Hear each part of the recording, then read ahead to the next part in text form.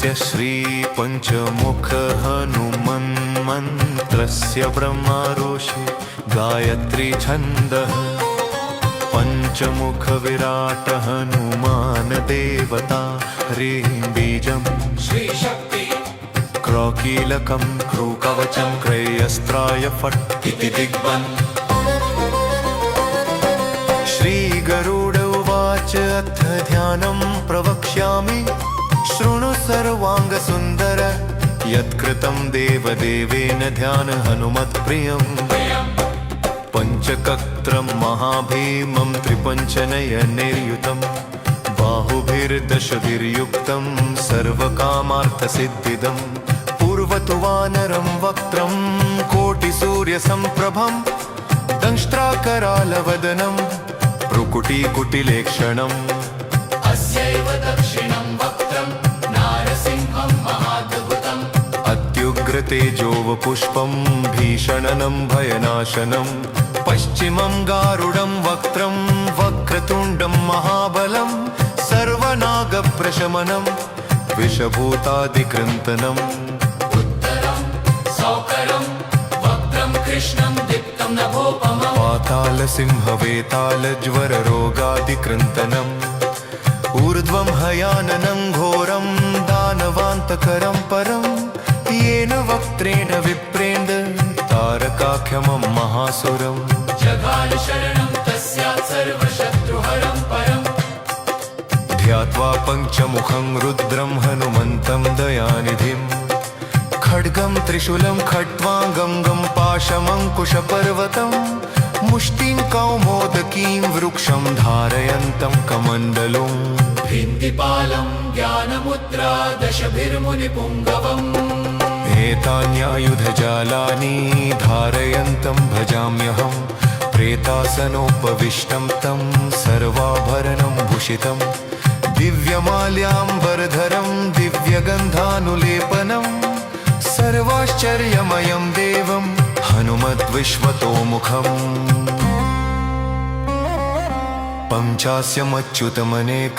पञ्चास्यमच्युतमनेकविचित्रवर्णवक्त्रं शशाङ्कशखरं कपिराजवर्यम् पीताम्बराद्रिं मुकुटैरूपशोभिताङ्गं पिङ्गाक्षमाद्यमनिशं मनसा स्मरामि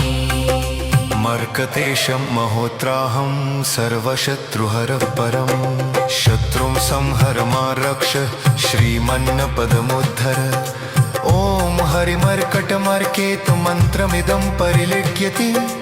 लिख्यति वामतले यदि नश्यति नश्यति शत्रुकुलं यदि मुञ्चति मुञ्चति वामलता ॐ हरिमर्कटाय स्वाहा ॐ नमो भगवते पञ्चवदनाय पूर्वकपिमुखाय सकलशत्रुसंहारकाय स्वाहा ॐ नमो भगवते पञ्चवदनाय दक्षिणमुखाय करालवदनाय नरसिंहाय सकलभूतप्रमथनाय स्वाहा ॐ नमो भगवते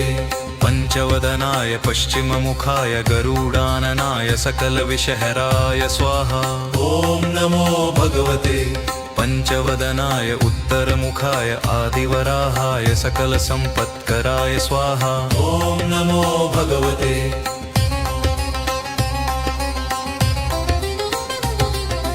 ॐ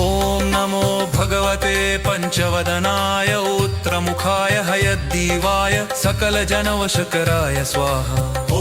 नमो भगवते पञ्चवदनाय ऊर्ध्वमुखाय हयग्रीवाय सकलजनवशकराय स्वाहा ॐ अस्य श्रीपञ्चमुखी हनुमत्कवचस्तोत्रमन्त्रस्य श्रीरामचन्द्र ऋषिरनुष्टुप्छन्दः श्रीसीतारामचन्द्रो देवता हनुमानति बीजं वायुदेवता इति शक्तिः श्रीरामचन्द्रावरप्रसादसिद्ध्यर्थे जपे विनियोगः इति ऋष्यादिकं विन्यसे ॐ अञ्जनीसुताय अङ्गुष्ठाभ्यां नमः ॐ रुद्रमूर्तये तर्जनीभ्यां नमः ॐ वायुपुत्राय मध्यमाभ्यां नमः ॐ अग्निगर्भाय अनामिकाभ्यां नमः ॐ रामदूताय कनिष्ठिकाभ्यां नमः ॐ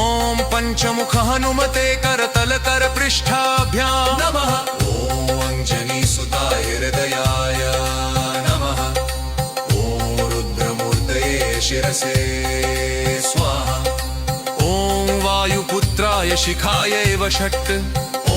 अग्निगर्भाय कवचाय हुम् ॐ रामदूताय नेत्रत्रयाय वो षट् ॐ पञ्चमुख हनुमते अस्त्राय फट् पञ्चमुख हनुमते स्वाहा इति दिग्बन्ध वन्दे वानरनारसिंह खगराट् क्रोडाश्ववक्त्रान्वितं दिव्यालङ्करणं त्रिपञ्चनयनं दे दीप्यमानं रुचा हस्ताब्जेरसकेटपुस्तकसुधाकुम्भाङ्कुशाद्रिंहं खट्वाङ्गं फणिभूरुहं दशभुजं सर्वारिवीरापहम् ॐ श्रीरामदूताय अंजनेयाय वायुपुत्राय महाबलपराक्रमाय सीतादुःखनिवारणाय लङ्कादहनङ्कारणाय महाबलप्रचण्डाय फाल्गुनसखाय कोलाहलसकलब्रह्माण्ड विश्वरूपाय सप्तसमुद्रनिर्लङ्घनाय पिङ्गलनयनाय अमितविक्रमाय सूर्यबिम्बफलसेवनाय दुष्टनिवारणाय दृष्टिनिरालङ्कृताय सञ्जीविनी सञ्जीविताङ्गलक्ष्मणमहाकपिसैन्यप्राणदाय दशकण्ठविध्वंसनाय रामेष्टाय महाफल्गुनसखाय सीतासहित रामवरप्रदाय शप्रयोगागम पञ्चमुखवीर हनुमन्मन्त्रजपे विनियोगः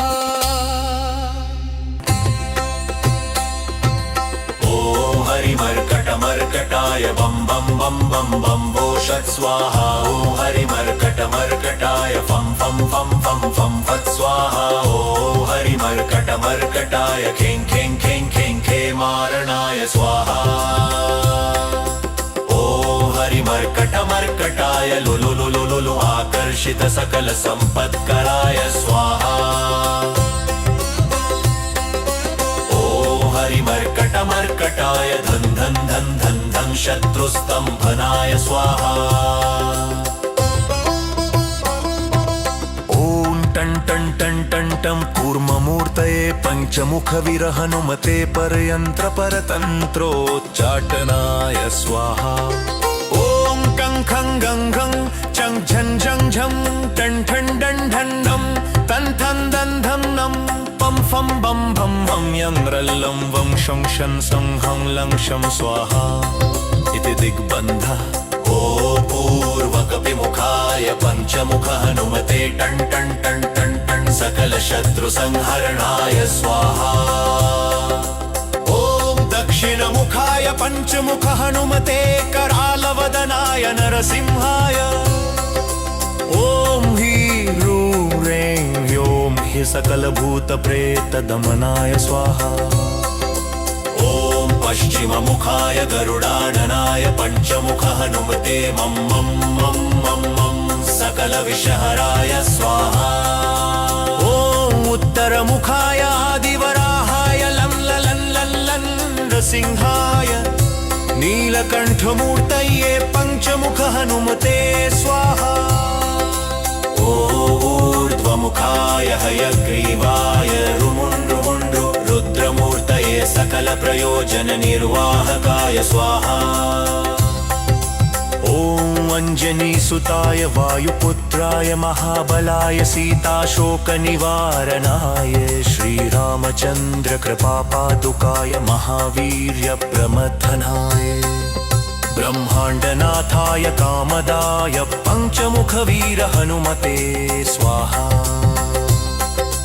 भूतप्रेतपिशाच ब्रह्मराक्षस शाकिनी डाकिन्यन्तरिक्षग्रह परयन्त्रपरतन्त्रोच्चटनाय स्वाहा सकलप्रयोजननिर्वाहकाय पञ्चमुखवीर हनुमते श्रीरामचन्द्रवरप्रसादाय जं जं स्वाहा इदं कवचं पठित्वा तु महाकवचं पठेन्नर एकवारं जपेत् स्तोत्रं सर्वशत्रुनिवारणम् द्विवारं तु पठेन्नित्यं पुत्रपौत्रप्रवर्धनं त्रिवारं च पठेन्नित्यं सर्वसम्पत्करं शुभम् चतुर्वारं पठेन्नित्यं सर्वरोगनिवारणम् पञ्चवारं पठेन्नित्यं सर्वलोकवशङ्करम् षड्वारं च पठेन्नित्यं सर्वदेव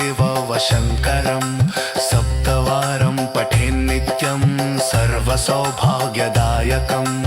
अष्टवारं पठेन्नित्यम् इष्टकामार्थसिद्धिदम् नववारं पठेन्नित्यं राजभोगमवाप्नुयात् दशवारं पठेन्नित्यं त्रैलोक्यज्ञानदर्शनम् रुद्रावृत्तिं पठेन्नित्यं सर्वसिद्धिर्भवेद्धवम् रुद्रावृत्तिं पठेन्नित्यं सर्वसिद्धिर्भवेद्धवम् निर्बलो रोगयुक्तश्च महाव्याध्यादिपीडितः कवचस्मरणेनैव महाबलमवाप्नुयात् इति सुदर्शनसंहितायां श्रीरामचन्द्रसीता प्रोक्तम् ॐ श्रीपञ्चमुख हनुमन्मन्त्रस्य ब्रह्मारोषे गायत्री छन्दः पञ्चमुख विराट हनुमान देवता ह्रीं बीजम् श्रीशक्ति क्रौकीलकं क्रूकवचं क्रयस्त्राय फट् इति दिग्बन् श्रीगरुड उवाच अथ ध्यानं प्रवक्ष्यामि शृणु सर्वाङ्गसुन्दर यत्कृतं देवदेवेन ध्यान हनुमत्प्रियम् पञ्चकत्रं महाभीमं त्रिपञ्चनयनैर्युतं बाहुभिर्दशभिर्युक्तं सर्वकामार्थसिद्धिदं पूर्वतु वानरं वक्त्रं कोटिसूर्यसम्प्रभं दंष्ट्राकरालवदनं भ्रुकुटीकुटिलेक्षणम् अस्यैव दक्षिणं वक्त्रं नारसिंहं महाद्भुतम् अत्युग्रतेजोवपुष्पं भीषणनं भयनाशनं पश्चिमं गारुडं वक्त्रं वक्रतुण्डं महाबलं सर्वनागप्रशमनं विषभूतादिकृन्तनम् उत्तरं सौकरं वक्त्रं कृष्णं दीप्तं नभोपमम् पातालसिंहवेतालज्वररोगादिकृन्तनम् ऊर्ध्वं हयाननं घोरं दानवान्तकरं परं येन वक्त्रेण विप्रेण्ड तारकाख्यमं महासुरम् जगानुशरणं तस्यात् सर्वशत्रुहरं परम् ध्यात्वा पञ्चमुखं रुद्रं हनुमन्तं दयानिधिं खड्गं त्रिशूलं खट्वाङ्गं पाशमङ्कुशपर्वतं मुष्टिं कौमोदकीं वृक्षं धारयन्तं कमण्डलुम् भिन्दिपालं ज्ञानमुद्रा दशभिर्मुनिपुङ्गवम् एतान्यायुधजालानि धारयन्तं भजाम्यहं प्रेतासनोपविष्टं तं सर्वाभरणं भूषितं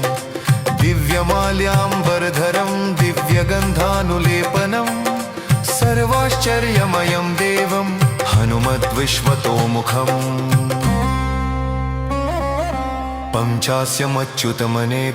पञ्चास्यमच्युतमनेकविचित्रवर्णवक्त्रं शशाङ्कशखरं कपिराजवर्यम् पीताम्बराद्रिं मुकुटैरूपशोभिताङ्गं पिङ्गाक्षमाद्यमनिशं मनसा स्मरामि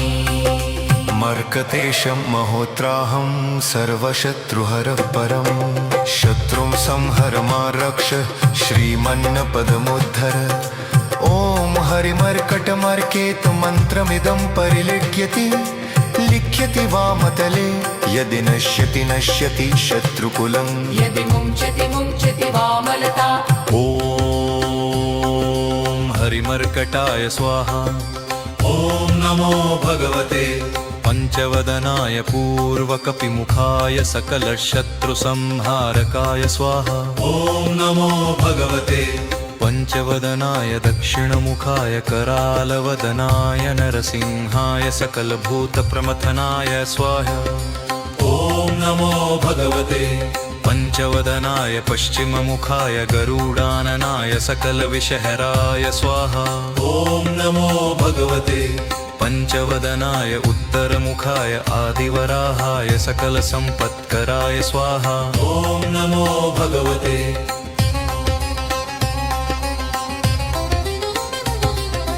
ॐ नमो भगवते पञ्चवदनाय उत्तरमुखाय हयग्रीवाय सकलजनवशकराय स्वाहा ॐ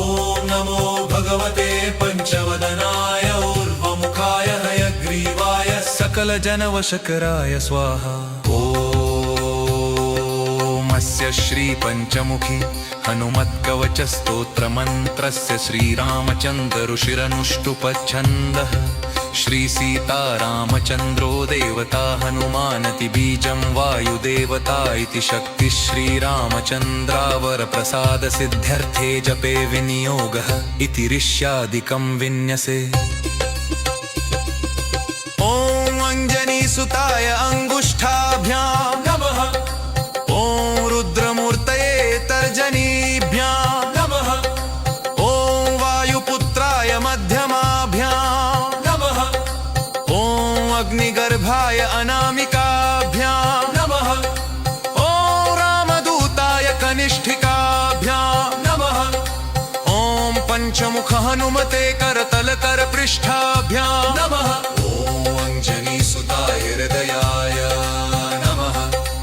ॐ रुद्रमूर्तये शिरसे स्वाहा ॐ वायुपुत्राय शिखायैव षट् ॐ अग्निगर्भाय कवचाय हुम् ॐ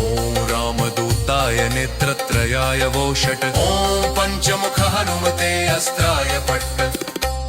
पञ्चमुख हनुमते स्वाहा इति दिग्बन्धः। वन्दे वानरनारसिंह खगराट् क्रोडाश्ववक्त्रान्वितं दिव्यालङ्करणं त्रिपञ्चनयनं दे दीप्यमानं रुचा हस्ताब्जे रसकेटपुस्तकसुधाकुम्भाङ्कुशाद्रिंहं खट्वाङ्गं फणिभूरुहं दशभुजं सर्वारिवीरापहम् ॐ श्रीरामदूताय अञ्जनेयाय वायुपुत्राय महाबलपराक्रमाय सीतादुःखनिवारणाय लङ्कादहनङ्कारणाय महाबलप्रचण्डाय फाल्गुनसखाय कोलाहलसकलब्रह्माण्डविश्वरूपाय सप्तसमुद्रनिर्लङ्घनाय पिङ्गलनयनाय अमितविक्रमाय सूर्यबिम्बफलसेवनाय दुष्टनिवारणाय दृष्टिनिरालङ्कृताय सञ्जीविनी सञ्जीविताङ्गलक्ष्मण महाकपिसंज्ञप्राणदाय दशकण्ठविध्वंसनाय रामेष्टाय महाफल्गुनसखाय सीतासहित रामवरप्रदाय शप्रयोगागम पञ्चमुखवीर हनुमन्मन्त्रजपे विनियोगः। ॐ हरिमर्कटमर्कटाय बं बं बं बं बं वोषत् स्वाहा ॐ हरिमर्कटमर्कटाय फं फं फं फं फं फत् स्वाहा ॐ हरिमर्कटमर्कटाय खें खें खें खें खे मारणाय स्वाहा ॐ हरिमर्कटमर्कटाय लुलु लुलु लुलु आकर्षित सकल सम्पत्कराय स्वाहा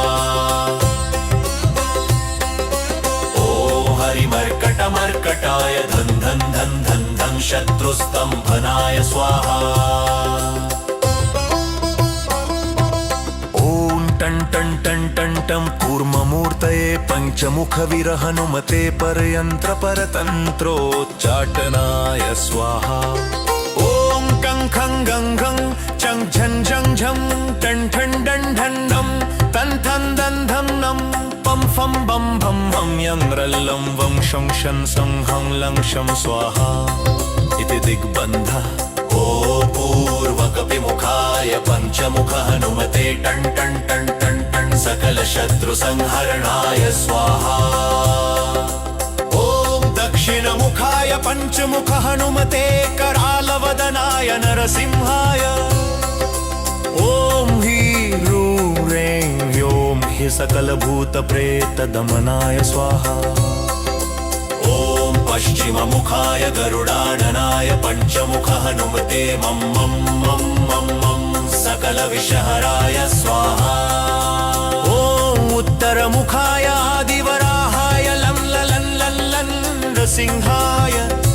नीलकण्ठमूर्तये पञ्चमुख हनुमते स्वाहा ऊर्ध्वमुखाय हयग्रीवाय रुमुण्ड्रुमुण्ड्रु रुद्रमूर्तये सकलप्रयोजननिर्वाहकाय स्वाहा ॐ अञ्जनीसुताय वायुपुत्राय महाबलाय सीताशोकनिवारणाय श्रीरामचन्द्र कृपापादुकाय महावीर्यप्रमथनाय ब्रह्माण्डनाथाय कामदाय पञ्चमुखवीर हनुमते स्वाहा भूतप्रेतपिशाच ब्रह्म राक्षस शाकिनी डाकिन्यन्तरिक्षग्रह परयन्त्र परतन्त्रोच्चाटनाय स्वाहा सकल प्रयोजन निर्वाहकाय पञ्चमुखवीर हनुमते श्रीरामचन्द्र वरप्रसादाय जन जन स्वाहा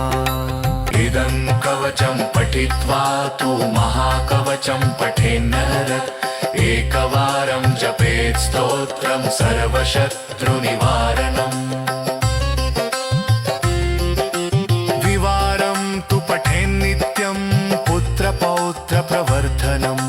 त्रिवारं च पठेन्नित्यं सर्वसम्पत्करं शुभम् चतुर्वारं पठेन्नित्यं सर्वरोगनिवारणमम् पञ्चवारं पठेन्नित्यं